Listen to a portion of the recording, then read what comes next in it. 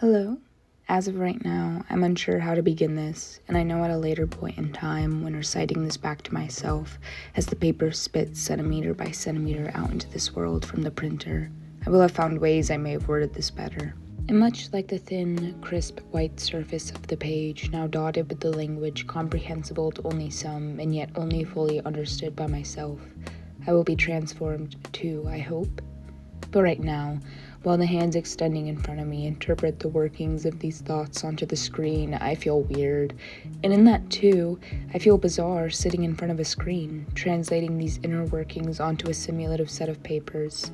I wish to print this out now and scrawl the rest out in pen, to avoid the sensation of saying goodbye, the fade to darkness on the panel of microglasses and metals and wirings and things I cannot yet fully comprehend. And so I write, Winter. The chill of the winter wind has come quickly for us this year.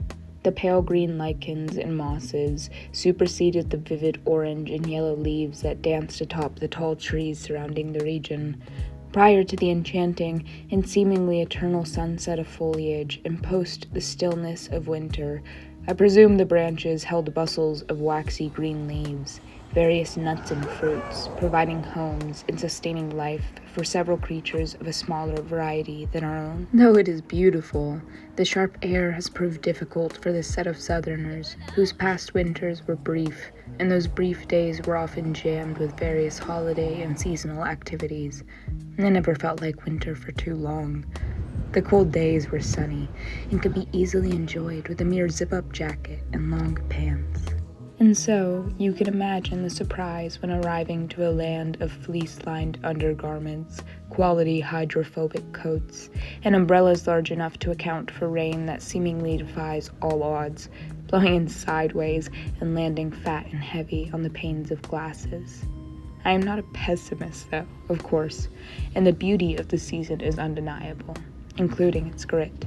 Experiencing the shower of fluorescent pink-red leaves on walks to locally owned cafes, watching as bright yellow varieties cling to thickets of branches canopying above us in the park. My partner, who is much taller than I, jumps with ease to slap where several leaves had nested in a particular crook of wood, and we laugh as they cascade around us, and I feel the hope in his smile, in his antics. I feel the dazzlement of color, watching the foliage transform with time, and I feel safe in knowing it is not only me that is changing, that the natural world will evolve as it can. The acorns will fall, and they will be buried by the small working hands of squirrels. They will crack against rocks, and the birds will gladly consume their innards. And though the semi-frigidity of the living air pulls time out like saltwater taffy around each of us, causing the early nights to come quick and steady, with the sun propelling itself in a routine arch across only half of the sky, lending time for the moon, who is hardly ever too far, it seems, but still there is hope.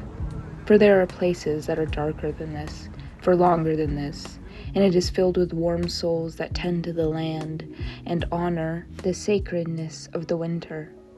And that does not mean we must force ourselves to acclimate by any measure of time, but perhaps there could be room to zoom out and wonder why we are so disconnected, yet we do not fully understand what it is exactly that separates us.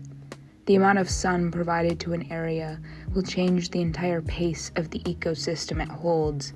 There are physical markers, of course, but the heart that soaked in the non-ending rays that shone on the land which raised me is the same one that beats in my sweater-clad chest as I write. The tip of my nose is cold, and the sun left 2 hours before 7, but this heart beats in my chest, and I will choose hope. Light. It is likely that if you are to look for light, it will not be too hard to find it. I am no stranger to the pull of the darkness, the depressive weights that seem to volunteer themselves to grab hold of your shoulders and that tender spot between them. Still, darkness cannot exist without light, and vice versa. Though I may not always have energy to tend to the parts of life that spark joy, like watercoloring images of the tall trees towering to the sky, or taking long day trips to state and national parks to walk the trails and witness the beauty of the natural world. Though I may, some days, feel more bound to the comfort of my home, to clean the same dishes once more, to mope on the couch with my elderly kitty and recognize the sanctity of the nest. I still simultaneously recognize the beauty of the sky, the trees, the dirt, without its physical reassurance. Though I have noticed that the danger comes once you have not fanned the natural flames of your soul, the passion that drives you through life, you human thing, the things that make your heart dance. The extensive trails that wind through the backcountry, or to sit under waterside willows, weeping, and to wade in the cool waters below them. Perhaps the sound of your best friend's laugh, and how it feels to share a good joke, to be in on the joy together. These are the things I presume will matter most in the twilight moments of our lives, the darkest hours acting in remembrance and honor for the light. It depends. So as this new year pulls back another veil from our eyes, I am aiming to look for the light. I want to pour back into the community and know that the support I am offered is extended back to source, because the source of community is love. Like the beating hearts of the forests nearby, with their interconnected webs of roots passing messages beneath our feet, there is light even where we cannot see. I want to create art and experience the feeling of pouring your mind and heart and soul onto a canvas over and over again. Splashes and shapes of colors, imagining concepts so individual.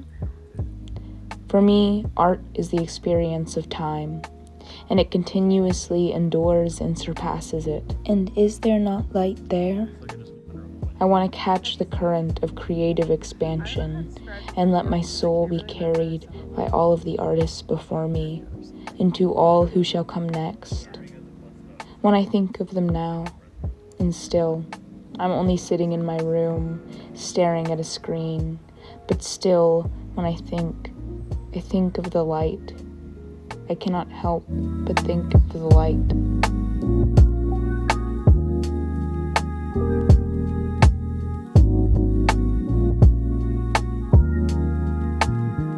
Hi, thank you so much for watching this video. It's a bit different than my other content, but it is something that I'm trying to make more of.